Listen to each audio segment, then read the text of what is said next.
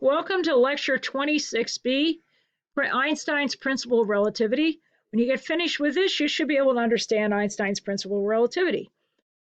Okay, now according to Maxwell's theory of electromagnetism, light waves travel with a speed of c equals 3 times 10 to the 8th meters per second, and that equals 1 over the square root of epsilon naught mu naught.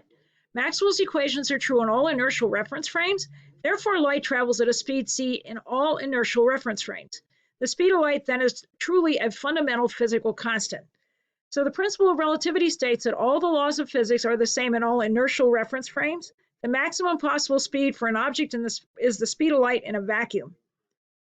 Now, because of the principle of relativity, light travels at speed c in all inertial reference frames. So here we have kind of a thought experiment here. Amy, Kathy, and Bill. Kathy is really buff. She's moving along at 90% of the speed of light, and Amy and Bill are firing laser pointers at her. Hope that Bill doesn't hit her with his laser pointer. I'll explain why you don't want Bill to hit her with the laser pointer. So, and when they measure the speed of light, each of these people measures the speed of light at the same, 3 times 10 to the 8 meters per second. However, they don't, and this is where the danger comes in, they do not measure the same wavelength or frequency, because the wavelength and frequency are Doppler shifted by the relative motion between the source and the observer. So here, the light from Amy's laser pointer probably is pretty safe. So this would be redshifted to a longer wavelength, lower frequency, lower energy light from Kathy's viewpoint.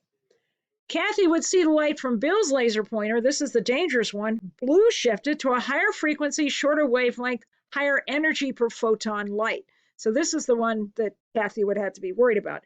However, all of these people would measure the speed of light to be exactly the same at 3 times 10 to the 8th meters per second.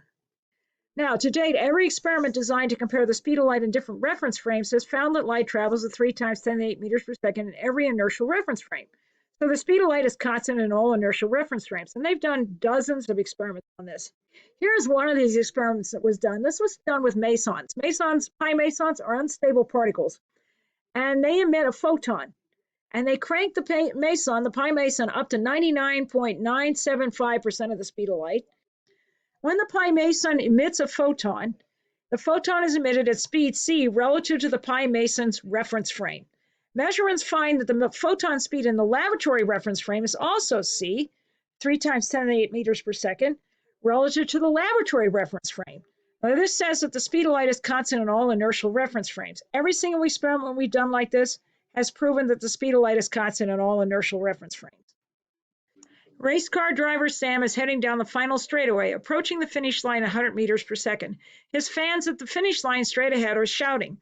The speed of sound on this very hot day is 350 meters per second. How fast are the sound waves of the shouts moving in Sam's reference frame? Well, the thing you have to remember is that sound waves travel in a medium. That is the air. They're different from light waves. Light waves travel in vacuum. The answer to this is 450 meters per second, which is 100 meters per second plus the 350 meters per second.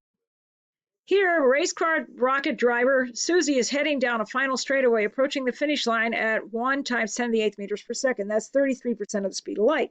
Her fans at the finish line ahead are shooting laser beams toward her. I hope they aren't hitting her. How fast are the light waves approaching in Susie's reference frame? The speed of light is 3 times 10 to the 8th meters per second. They'll be approaching at the speed of light because the speed of light is the same in all inertial reference frames.